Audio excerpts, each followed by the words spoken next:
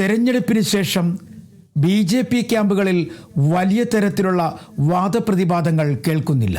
തെരഞ്ഞെടുപ്പിന് തൊട്ട് മുമ്പ് വരെ 5 മുതൽ 10 വരെ സീറ്റുകൾ സംസ്ഥാനത്ത് നേടുമെന്നായിരുന്നു BJPയുടെ നേതാക്കന്മാർ പറഞ്ഞിരുന്നത്.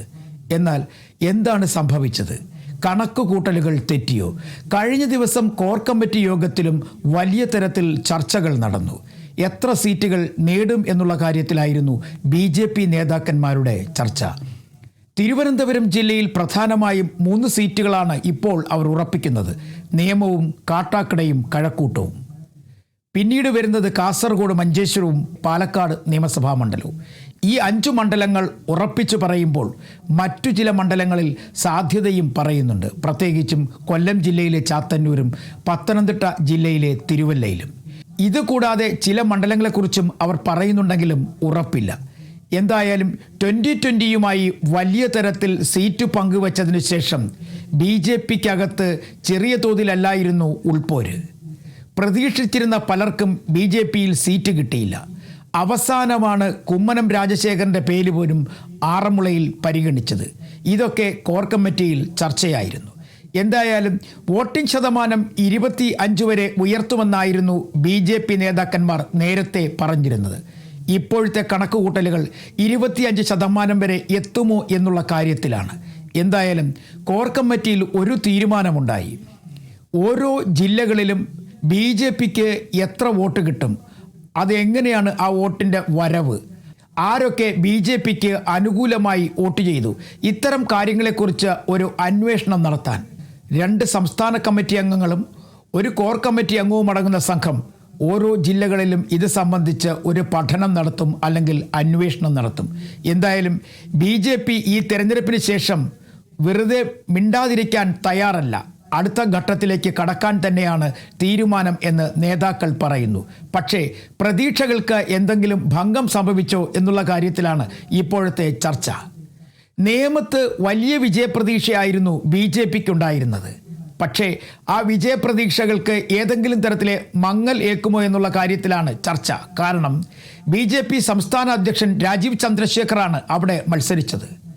അദ്ദേഹത്തിനു വേണ്ടി ഒട്ടുമിക്ക നേതാക്കന്മാരും അവിടെ എത്തി പ്രചരണം നടത്തിയിരുന്നു. മാത്രവുമല്ല, കഴിഞ്ഞ തദ്ദേശ ഭരണ സ്ഥാപനങ്ങളിലെ തെരഞ്ഞെടുപ്പിൽ തിരുവനന്തപുരം കോർപ്പറേഷനിലെ ഒട്ടുമിക്ക സീറ്റുകളും നിയമസഭാ മണ്ഡലവുമായി ബന്ധപ്പെട്ടതായിരുന്നു.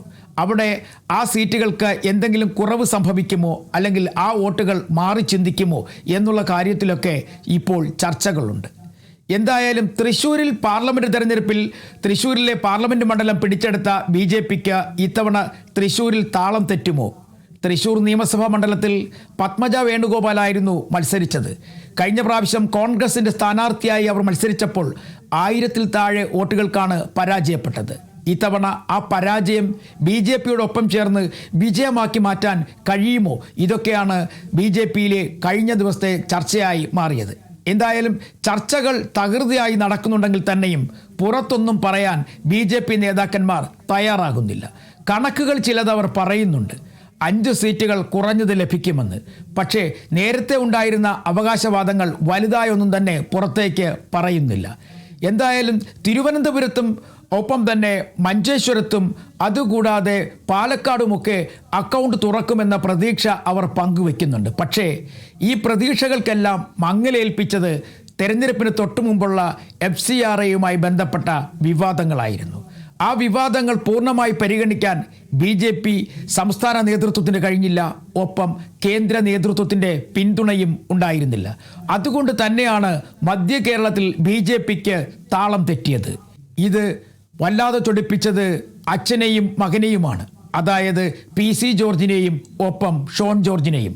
അവർ വല്ലാതെ സഭകൾക്കെതിരെയും സഭയുടെ മുഖപത്രത്തിനെതിരെയുമൊക്കെ ആഞ്ഞടിച്ചു. അത് വലിയ ചർച്ചയായി മാറി. പക്ഷേ കോർ കമ്മിറ്റിയിൽ ഈ 2 പേരെയും വലിയ തരത്തിൽ വിമർശിക്കാൻ നേതാക്കൾ തയ്യാറായി. BJP ഇരുവർക്കും വലിയ തരത്തിലുള്ള ഉപദേശങ്ങൾ നൽകിയിട്ടുമുണ്ട്. അതുകൊണ്ട് തന്നെ മധ്യ കേരളത്തിലെ സഭകളുടെ കാര്യത്തിൽ, അല്ലെങ്കിൽ മധ്യ കേരളത്തിലെ സഭകളുമായി ബന്ധപ്പെട്ട കാര്യത്തിൽ ഇനി ഷോൺ ജോർജോ അല്ലെങ്കിൽ PC ജോർജോ ഇടപെടേണ്ട എന്ന തരത്തിലേക്കാണ് ഇപ്പോൾ കാര്യങ്ങൾ എത്തി നിൽക്കുന്നത്. പ്രശ്നങ്ങൾ പരിഹരിക്കാൻ കഴിയുമെന്നുള്ള പ്രതീക്ഷ ഇപ്പോൾ BJP നേതൃത്വത്തിനുണ്ട്. അതുകൊണ്ട് തന്നെ BJP നേതൃത്വം സഭകളുടെ പ്രശ്നത്തിൽ നേരിട്ട് ഇടപെടാനാണ് തയ്യാറെടുക്കുന്നത്. എന്തായാലും കണക്കുകൂട്ടലുകൾ FCRIയിൽ തട്ടിത്തെറിച്ചുവോ അതോ പ്രതീക്ഷിച്ച സ്ഥലങ്ങളിൽ വോട്ട് കുറയുമോ, ഇക്കാര്യങ്ങളൊക്കെ ആയിരുന്നു കഴിഞ്ഞ കോർ കമ്മിറ്റിയിൽ വലിയ ചർച്ചയായി മാറിയത്. ഇനി ഏതെങ്കിലും കാരണവശാൽ പ്രതീക്ഷിച്ച സീറ്റുകൾ നഷ്ടപ്പെടാതിരിക്കുകയും വോട്ടിംഗ് ശതമാനത്തിൻ്റെ എണ്ണം കുറയുകയും ചെയ്താൽ അത് പല മുതിർന്ന നേതാക്കൾക്കും തലവേദനയായി മാറും.